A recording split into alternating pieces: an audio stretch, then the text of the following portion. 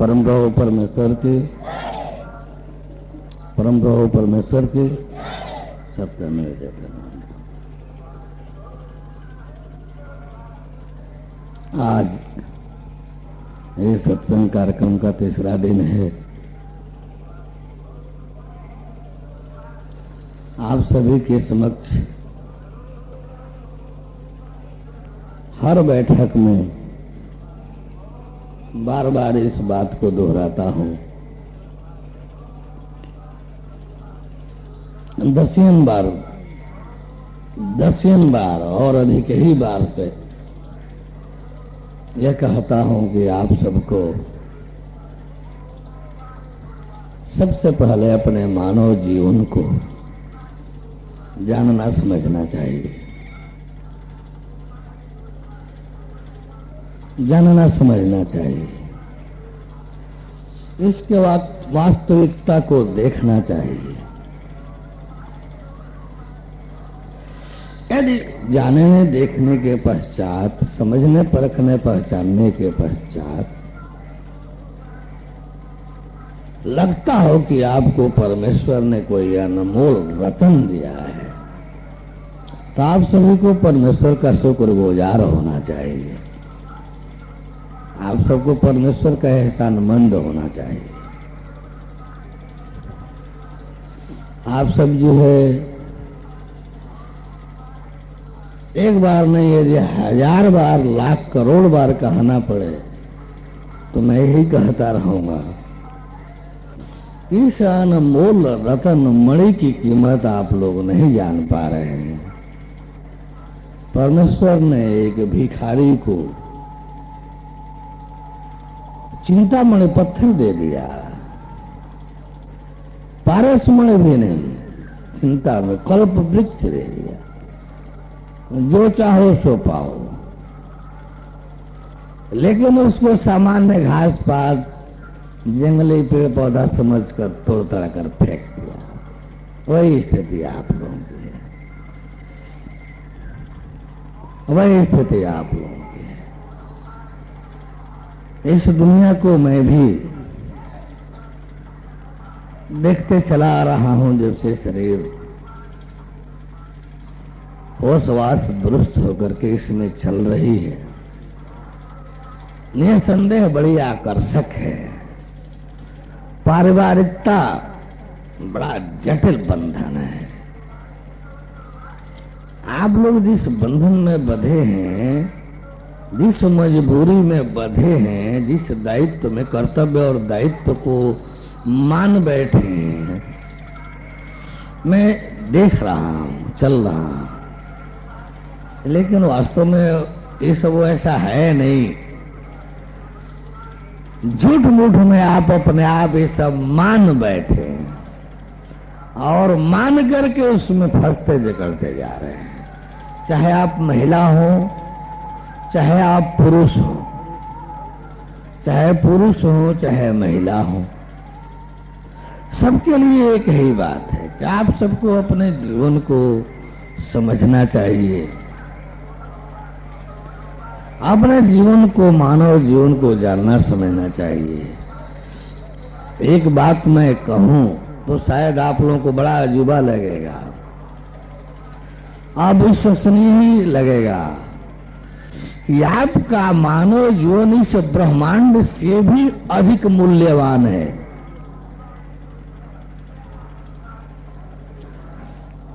कहने में थोड़ा सा बड़ा अटपटा लग रहा है, अविश्वसनीय लग रहा है, मैं भी इसे महसूस कर रहा हूं। लेकिन सच्चाई भी यदि ऐसी ही हो, सच्चाई भी यदि ऐसी ही हो और सच बोलना मजबूरी हो, जैसे कि मेरी तो मजबूरी है, सच बोलना मेरा शौक भी है, सत्य बोलना मेरा कर्तव्य भी है और सत्य बोलना मेरी मजबूरी भी है। जिसका जो नमक पानी खाता है ना, उसकी मजबूरी होती है उसके अनुसार रहना चलना। सच है कि भैया मैं तो सत्य का ही नमक पानी खाता पीता हूं, मुझे नहीं लगता कि मुझे कोई कुछ देता है,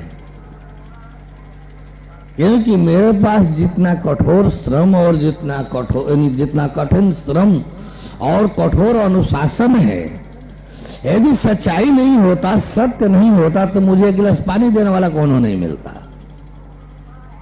ये भगवत कृपा इस शरीर पर नहीं होती, सत्य नहीं होता, तो मेरे पास कहां कोई गुण व्यवहार है, ढंग है, न मेरे पास कोई भाव प्यार है, न मेरे पास कोई ढंग है, न बोलने का, न व्यवहार का। ये तो परमेश्वर की कृपा है, उस सत्य की देन है कि सारे कठिनाई कठोरता के बावजूद भी, सारे कठिनाई कठोरता के बावजूद भी भक्त सेवक मजबूर है इसे स्वीकार करने के लिए, क्योंकि इस स्वीकारोक्ति के बगैर भक्ति सेवा हो ही नहीं सकती, मुक्ति अमरता मिल ही नहीं सकता। भक्ति सेवा हो ही नहीं सकती, मुक्ति अमरता मिल ही नहीं सकता। आप लोग समझते होंगे कि समर्पण शरणागत लेकर के हम अपने खान पान की व्यवस्था करेंगे, अपने को धनवान बनेंगे, आपका धन लूटपाट करके ठग वसूल करके मैं बहुत बड़ा धनवान घोषित हो जाऊंगा। क्या भगवान वाले को अभी धनवान बनने की ललक रहती है? जरा से एक बार सोचिए तो, जो भगवान वाला है, जो तत्व ज्ञान दाता है, अभी उसको धन की ललक रहती ही होगी ना। एक बार अपने अंतःकरण से आप लोग स्वयं पूछिए, आपका दिल अंतःकरण जो जवाब दे वही सही मान लीजिए। लग रहा हो कि हाँ, जो तत्व ज्ञान दाता है, जो भगवान मिलाता दिखाता है, वो धन के लोभ में आपका समर्पण शरणागत मांगता है। यदि ऐसा आपका दिल दिमाग कह रहा हो तो मैं उसे स्वीकार कर लूंगा कि धन्यवाद है आपके बुद्धि विवेक को। किसी के मार्कशीट और किसी से किसी प्रिंसिपल का तनख्वाह नहीं बढ़ता है। किसी के मार्कशीट और टीसी देने से विद्यार्थी के प्रिंसिपल का न तनख्वाह बढ़ता है, न नौकरी बढ़ती है, न प्रमोशन होता है, कुछ नहीं। किसी भी विद्यार्थी के मार्कशीट और टीसी देने से किसी प्रिंसिपल का अपना कोई व्यक्तिगत लाभ नहीं होता है, लेकिन कोई भी प्रिंसिपल मार्कशीट टीसी के बगैर एडमिशन नहीं ले सकता। एडमिशन नहीं ले सकता। सामान्य 4 अक्षर की पढ़ाई है, सामान्य 4 अक्षर की पढ़ाई है। वो अभी पढ़ाई कौन? दरिद्र बनाने वाली, कंगाल बनाने वाली, आसुरी शिक्षा पद्धति वाली पढ़ाई। ये जो स्कूल कॉलेज की पढ़ाई है, आसुरी शिक्षा पद्धति है। आसुरी, जिसे प्रहलाद ने ग्रहण नहीं किया था, ये आसुरी है। आसुरी शैतानियत वाली है, भगवत विमुख बनाने वाली है, पैसे की गुलाम बनाने वाली है, परमेश्वर का नहीं। भोग व्यसन का दरिद्र कंगाल बनाने वाली है, चिपकाने वाली है। भक्ति सेवा नहीं, परमेश्वर नहीं, मुक्ति अमरता नहीं, जो मानव जीवन का कर्तव्य और मंजिल है। तो आपके विद्यार्थी के मार्कशीट टीसी से प्रिंसिपल का व्यक्तिगत कोई लाभ नहीं होता, लेकिन उसके बिना एडमिशन भी नहीं होगा, पढ़ाई भी नहीं होगी, परीक्षा भी नहीं दे पाएंगे, पास कहां से होंगे। उसी तरह से वास्तव में आपको यदि तत्व ज्ञान चाहिए, तत्व ज्ञान क्या है?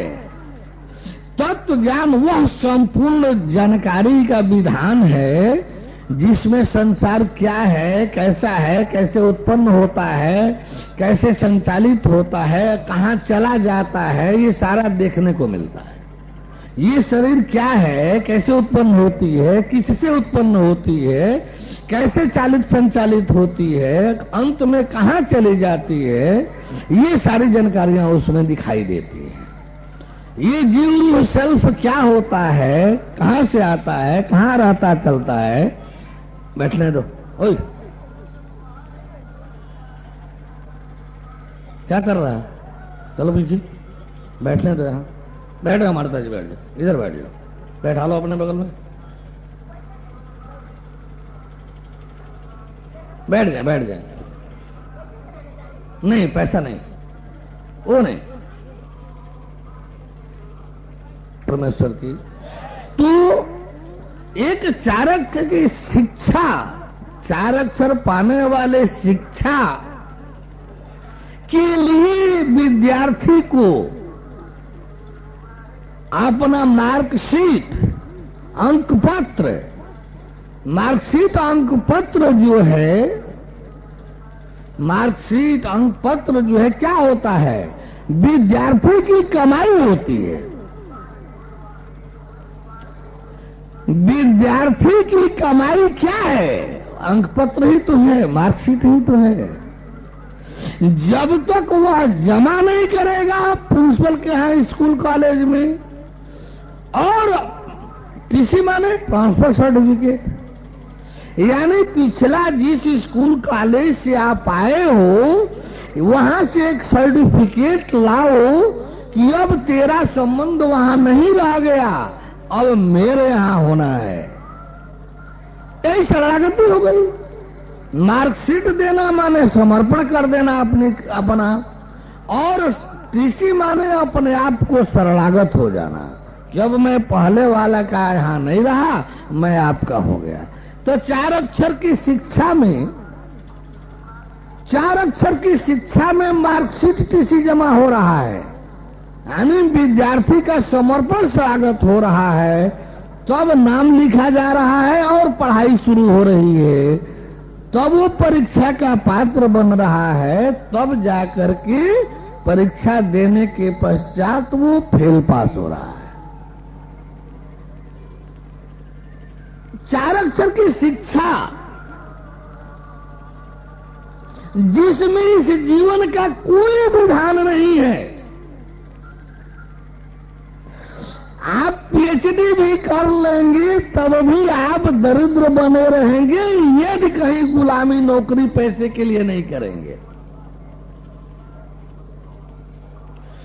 और इस ध्यान ज्ञान जिसमें साक्षात ईश्वर की प्राप्ति है, जिसमें संपूर्ण ब्रह्मांडीय जानकारियां हैं, दर्शन सहित साक्षात भगवान जानने देखने को मिलता है, यह ज्ञान लोगों को अपने अनुसार चाहिए।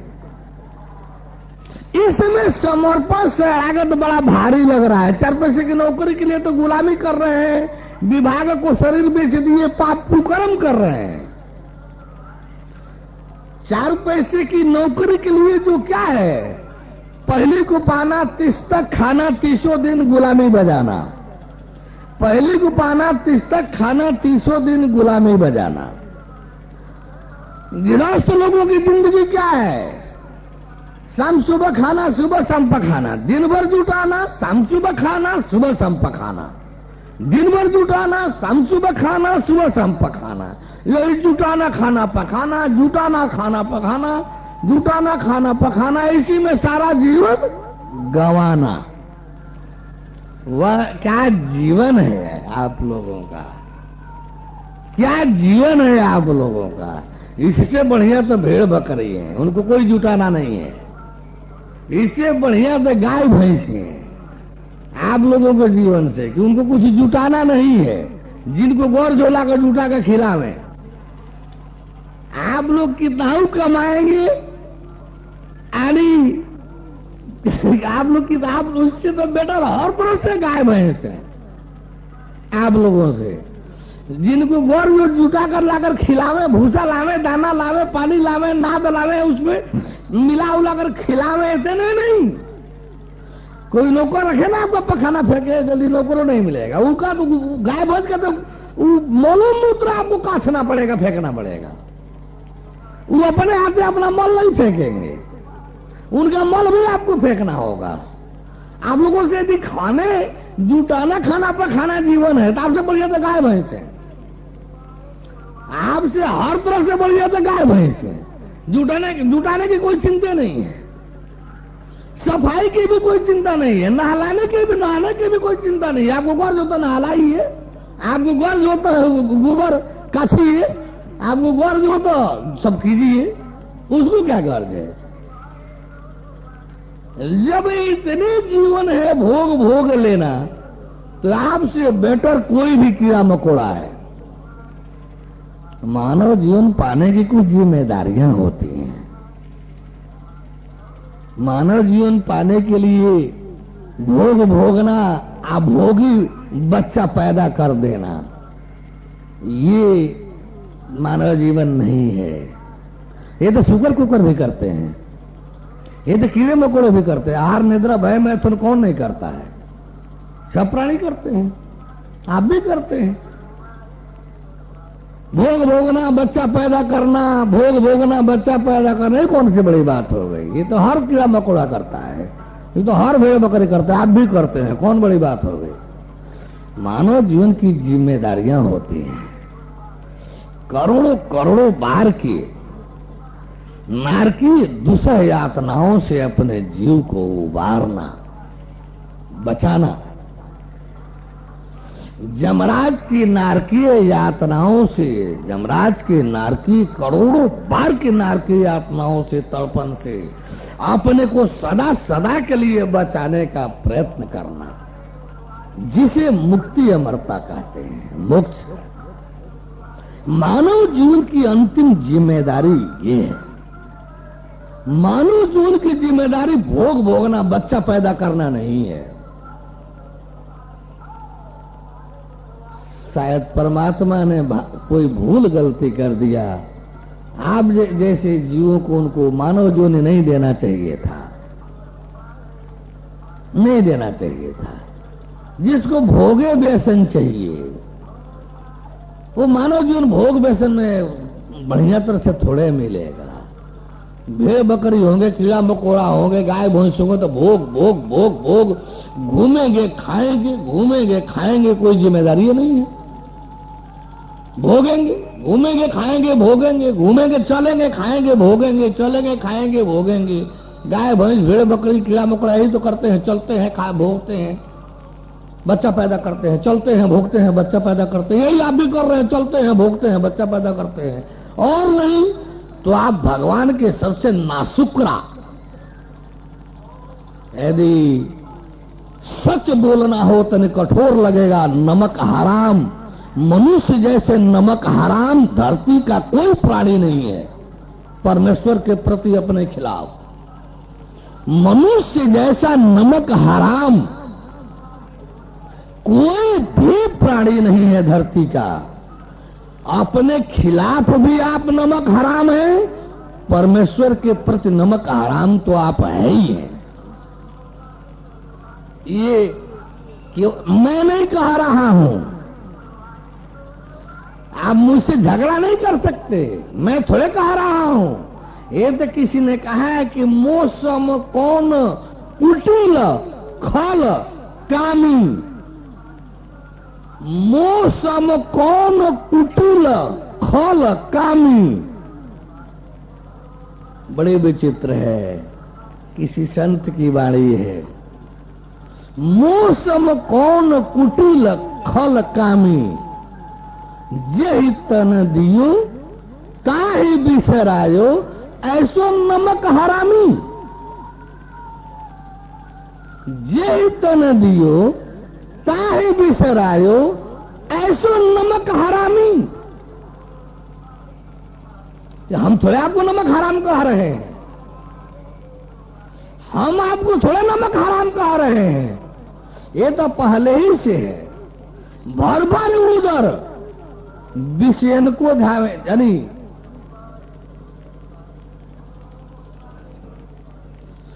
भर भर उधर विषयन को ध्यावे, भर भर उधर आप विषयन को ध्यावे। कैसा भाई? अरे जैसे सुकर ग्रामी, जैसे गांव में सुअर वगैरह घूमते रहते हैं, आहार खोजते रहते हैं, खाते रहते हैं, घूमते रहते हैं, आहार खोजते रहते हैं, खाते रहते हैं, अपने खोभारी में झोपड़ी में आते हैं तो बच्चा पैदा करते हैं। वही हालत आप लोगों का है। नौकरी बने क्या? भोग खोजना। बिजनेस बने क्या? भोग खोजना। खेती बाड़ी बने क्या? भोग खोजना। तो भोगना खोजना, भोगना खोजना, भोगना खोजना, घर में आना तो बच्चा पैदा कर देना। तो भर भर उधर विषयन को ध्यावे जैसे सूकर ग्रामी। वार क्या जीवन है। आप लोगों को कैसे अच्छा लगता है। हम लोग विद्यार्थी जीवन में थे तो तड़पन था कि व्यर्थे जा रहा है, कब अपने कार्य में लग जाते। करते तो उस समय भी सत्संग थे, लेकिन ये लगता था कि ये समय जो है, समय की प्रतीक्षा थी थोड़ी, कार्य करने का अभी समय नहीं आया था। लग रहा था कि विद्वान जी लोग शायद अनपढ़ समझ करके सोचेंगे अरे ये क्या बताएगा, क्या बात करेगा, इसलिए कुछ बोलो पढ़ने का भी चांस आया। यह विद्वान जी लोग क्या विद्वता है, जरा एक बार सामने तो आ लो। विद्वान जी की विद्वता को ठीक करने के लिए ही शायद विद्या भी अर्जित करना पड़ा।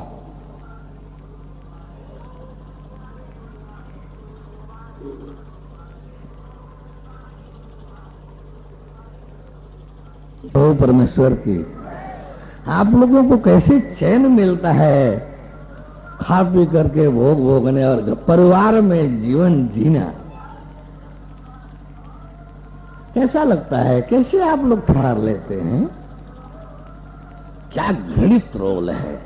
जितनी भी निंदा किया जाए, ऐसे भोगी बेचने, ऐसा अनमोल रतन ब्रह्मांडीय पाकर के परमेश्वर ने क्या रतन दिया, इसको न पहचानना और सूकर कुकर का जीवन जीना, सूकर कुकर का जीवन जीना, कीड़ा मकोड़ा का जीवन जीना, क्या है अजीब स्थिति है।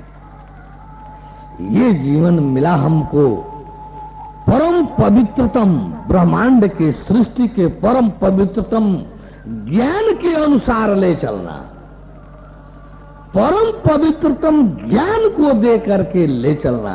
ज्ञान को, जीवन था ज्ञान को दे करके ले चलना, आगे लिए भोग व्यसन को। जीवन देना था ज्ञान को, जीवन ले चलना था ज्ञान के अनुसार। दे दिए कामने कांचन को, दे दिए भोग व्यसन को, दे दिए लोभी लालची स्वार्थी पैसा और परिवार वालों को। बड़े मजेदार गति से हंसते खेलते हुए करोड़ों बार के अपने विनाश तड़पन की व्यवस्था में लगे हैं। बड़े साहब जी हैं, धनवान जी हैं, बड़े विद्वान जी हैं, मुंह फुला कर बैठे हुए हैं। जिस समय जमदूत घसीट कर ले जाएंगे, दे मुंगड़ा दे मुंगड़ा दे मुंगड़ा जब देना शुरू करेंगे तो तड़पने के सिवाय कुछ पल्ले नहीं पड़ेगा। सिवाय तड़पने के कुछ पल्ले नहीं पड़ेगा। डकैत जब डकैती डालता है, अपराधी अपहरण करता, जब अपहरण करता है, जब माल पाता है तो खूब मशगूल होकर उड़ाता है। लगता है कि वो राजा है जंगल में।